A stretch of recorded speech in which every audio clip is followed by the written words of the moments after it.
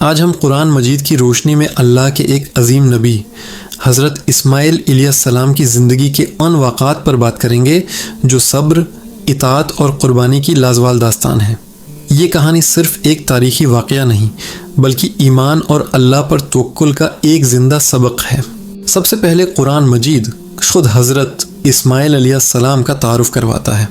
اللہ تعالی سورہ مریم کی آیت 54 میں ارشاد فرماتا ہے، وَاذْكُرْ فِي الْكِتَابِ اسماعیل اِنَّهُ كَانَ صَادِقَ الْوَعْدِ وَكَانَ رَسُولًا نَبِيًّا۔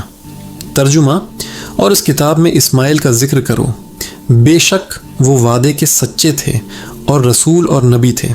اس ایک آیت میں اللہ نے ان کی 3 عظیم صفات بیان کی ہیں: وعدے کی پاسداری، رسالت اور نبوت۔ وہ صرف ایک نبی نہیں بلکہ ایک رسول بھی تھے جنہیں اللہ نے اپنی قوم کی رہنمائی کے لیے بھیجا۔ حضرت اسماعیل علیہ السلام کی پیدائش اللہ کے نبی حضرت ابراہیم علیہ السلام کی ایک طویل اور پرخلوص دعا کا نتیجہ تھی۔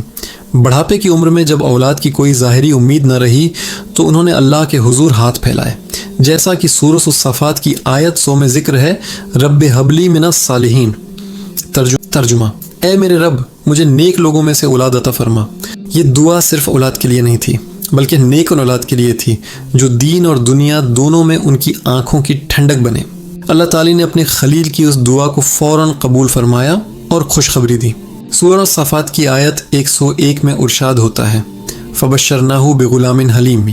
ترجمہ، تو ہم نے انہیں ایک بردبار بیٹے کی خوشخبری دی۔ یہاں اللہ نے آنے والے بیٹے کو حلیم یعنی بردبار اور تحمل والا قرار دیا، اور آنے والے واقعات نے ثابت کیا کہ حضرت اسماعیل علیہ السلام واقعی کتنے حلیم تھے۔ حضرت اسماعیل علیہ السلام کی زندگی کا سب سے بڑا اور مشہور واقعہ قربانی کا ہے۔ جب وہ سمجھ بوجھ کی عمر کو پہنچے، اپنے والد کے ساتھ چلنے پھرنے اور کام کاج میں ہاتھ بٹانے کے قابل ہوئے تو اللہ نے حضرت ابراہیم علیہ السلام کو ایک عظیم آزمائش میں ڈالا۔ اللہ نے انہیں خواب میں دکھایا کہ وہ اپنے لخت جگر کو ذبح کر رہے ہیں۔ انبیاء کے خواب وہی ہوتے ہیں، اس لیے یہ اللہ کا واضح حکم تھا۔ حضرت ابراہیم علیہ السلام نے اس حکم کو چھپایا نہیں بلکہ اپنے بیٹے کے سامنے رکھا تاکہ ان کی رائے بھی جان سکیں، جیسا کہ سورۃ الصافات کی آیت 102 میں ہے، یا بنی انی اری فی المنام انی اذبحک فانظر ماذا تری۔ ترجمہ، اے میرے بیٹے میں خواب میں دیکھتا ہوں کہ میں تمہیں ذبح کر رہا ہوں، اب تم بتاؤ تمہاری کیا رائے ہے۔ یہ ایک باپ کے لیے دنیا کا مشکل ترین سوال تھا۔ اس سوال پر ایک بیٹے کا جواب تاریخ کے اوراق میں سنہری حروف سے لکھا گیا ہے۔ حضرت اسماعیل علیہ السلام نے بغیر کسی ہچکچاہٹ اور تردد کے اللہ کے حکم کے سامنے سر تسلیم خم کر دیا۔ انہوں نے جو جواب دیا وہ قرآن مجید کی سب سے بڑی اطاعت اور صبر کی مثال ہے۔ سورۃ الصافات کی آیت 102 میں ان کا جواب نقل ہوا ہے، قال یا ابت افعل ما تؤمر ستجدنی ان شاء اللہ من الصابرین۔ ترجمہ، انہوں نے کہا، اے میرے والد جو آپ کو حکم دیا گیا ہے وہ کر دیجئے، انشاءاللہ آپ مجھے صبر کرنے والوں میں پائیں گے۔ سوچئے، ایک نوجوان بیٹا اپنے باپ سے کہہ رہا ہے کہ اللہ کے حکم کو پورا کریں، میں ثابت قدم رہوں گا۔ انہوں نے اپنے صبر کو بھی اللہ کی مرضی سے جوڑا اور انشاءاللہ کہا، جو ان کے توکل کی گہرائی کو ظاہر کرتا ہے۔ اس کے بعد باپ اور بیٹے دونوں نے اللہ کے حکم کی تعمیل کے لیے خود کو پیش کر دیا۔ یہ منظر قرآن نے یوں بیان کیا ہے، سورۃ الصافات آیت 103، فلما اسلما وتلہ للجبین۔ ترجمہ، پس جب دونوں اللہ کے حکم کے تابع ہو گئے اور باپ نے بیٹے کو پیشانی کے بل لٹا دیا، یعنی جب حضرت ابراہیم علیہ السلام نے چھری چلانے کے لیے اپنے بیٹے کو ماتھے کے بل زمین پر لٹا دیا تاکہ بیٹے کا چہرہ دیکھ کر شفقت آڑے نہ آئے، تو یہ وہ لمحہ تھا جب ان کی آزمائش مکمل ہوئی۔ اللہ کو ان کا خون بہانا مقصود نہیں تھا بلکہ ان کے دل کا امتحان لینا تھا۔ جب وہ اس امتحان میں پورے اترے تو اللہ کی رحمت جوش میں آئی۔ سورۃ الصافات آیات 104 اور 5 میں ارشاد ہوا، وَنَادَيْنَاهُ أَن يَا إِبْرَاهِيمُ وَقَدْ صَدَّقْتَ الرُّؤْيَا۔ ترجمہ، اور ہم نے آواز دی، اے ابراہیم تم نے خواب کو سچ کر دکھایا۔ اللہ نے ان کے عمل کی تصدیق کی اور فرمایا کہ تم نے اپنا کام پورا کر دیا۔ پھر اللہ تعالی نے اپنی قدرت سے حضرت اسماعیل علیہ السلام کو بچا لیا اور ان کی جگہ ایک عظیم قربانی بھیج دی، جیسا کہ سورۃ الصافات کی آیت 107 میں ہے، وَفَدَيْنَاهُ بِذِبْحٍ عَظِيمٍ۔ ترجمہ، اور ہم نے ایک عظیم قربانی کے بدلے اسے بچا لیا۔ اللہ نے جنت سے ایک مینڈھا بھیجا جسے حضرت ابراہیم علیہ السلام نے ذبح کیا، اور یوں یہ سنت قیامت تک کے لیے جاری ہو گئی۔ اللہ نے اس قربانی کو ذبح عظیم یعنی عظیم قربانی قرار دیا کیونکہ یہ ایک نبی کے بیٹے کے بدلے میں تھی۔ اس سوال پر ایک بیٹے کا جواب تاریخ کے اوراق میں سنہری حروف سے لکھا گیا ہے۔ حضرت اسماعیل علیہ السلام نے بغیر کسی ہچکچاہٹ اور تردد کے اللہ کے حکم کے سامنے سر تسلیم خم کر دیا۔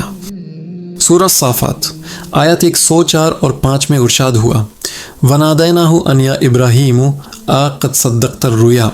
ترجمہ، اور ہم نے آواز دی، اے ابراہیم تم نے خواب کو سچ کر دکھایا۔ اللہ نے ان کے عمل کی تصدیق کی اور فرمایا کہ تم نے اپنا کام پورا کر دیا۔ حضرت اسماعیل علیہ السلام کی زندگی کا ایک اور روشن باب خانہ کعبہ کی تعمیر میں ان کی شرکت ہے۔ اللہ نے حضرت ابراہیم علیہ السلام کو حکم دیا کہ وہ اس کے گھر کی بنیادوں کو بلند کریں۔ اس عظیم کام میں ان کے بیٹے حضرت اسماعیل علیہ السلام ان کے ساتھ شریک تھے، جیسا کہ سورہ البقرہ کی آیت 127 میں ہے، وَإِذْ يَرْفَعُ إِبْرَاهِيمُ الْقَوَاعِدَ مِنَ الْبَيْتِ وَإِسْمَاعِيلُ وَبِكُنْ صَعِبْ أَنْبُ فَمَمَلْنَا۔ ترجمہ، اور جب ابراہیم اور اسماعیل گھر یعنی کعبہ کی بنیادیں اٹھا رہے تھے، باپ اور بیٹے مل کر اللہ کے گھر کی دیواریں اٹھا رہے تھے، اور ان کی زبان پر کوئی دنیاوی بات نہیں تھی بلکہ وہ اللہ سے دعا کر رہے تھے۔ اسی آیت میں آگے ان کی دعا مذکور ہے، ربنا تقبل منا انک انت السمیع العلیم۔ ترجمہ، اے ہمارے رب ہم سے قبول فرما، بے شک تو سننے والا جاننے والا ہے۔ یہ عمل اور دعا ہمیں سکھاتی ہے کہ ہر نیک کام کے بعد اللہ سے اس کی قبولیت کی دعا کرنی چاہیے۔ حضرت اسماعیل علیہ السلام صرف ایک مطیع بیٹے ہی نہیں تھے بلکہ ایک ذمہ دار سربراہ اور نبی بھی تھے۔ وہ اپنی ذمہ داریوں سے پوری طرح واقف تھے۔ قرآن ان کی اس خوبی کو یوں بیان کرتا ہے، سورہ مریم آیت 55، وَكَانَ يَأْمُرُ أَهْلَهُ بِالصَّلَاةِ وَالزَّكَاةِ وَكَانَ عِندَ رَبِّهِ مَرْضِيًّا۔ ترجمہ، اور وہ اپنے گھر والوں کو نماز اور زکوٰۃ کا حکم دیتے تھے اور وہ اپنے رب کے ہاں پسندیدہ تھے۔ اس سے معلوم ہوتا ہے کہ ایک نبی کی پہلی ذمہ داری اپنے گھر والوں کی اصلاح ہے۔ وہ انہیں دین کے بنیادی ارکان نماز اور زکوٰۃ کی تلقین کرتے تھے۔ اسی وجہ سے اللہ نے انہیں مرضیہ یعنی اپنا پسندیدہ بندہ قرار دیا۔ خلاصہ کلام یہ ہے کہ حضرت اسماعیل علیہ السلام کی قرآنی زندگی ہمارے لیے ایک مکمل نمونہ ہے۔ ان کی زندگی سے ہمیں اللہ کے ہر حکم پر مکمل ہمیں والدین کی اطاعت کا درس ملتا ہے، خاص طور پر جب وہ اللہ کے حکم کی بات کریں۔ ہمیں صبر، بردباری اور قربانی کی حقیقت سمجھ آتی ہے، اور یہ بھی معلوم ہوتا ہے کہ دین کے کاموں میں بڑھ چڑھ کر حصہ لینا چاہیے۔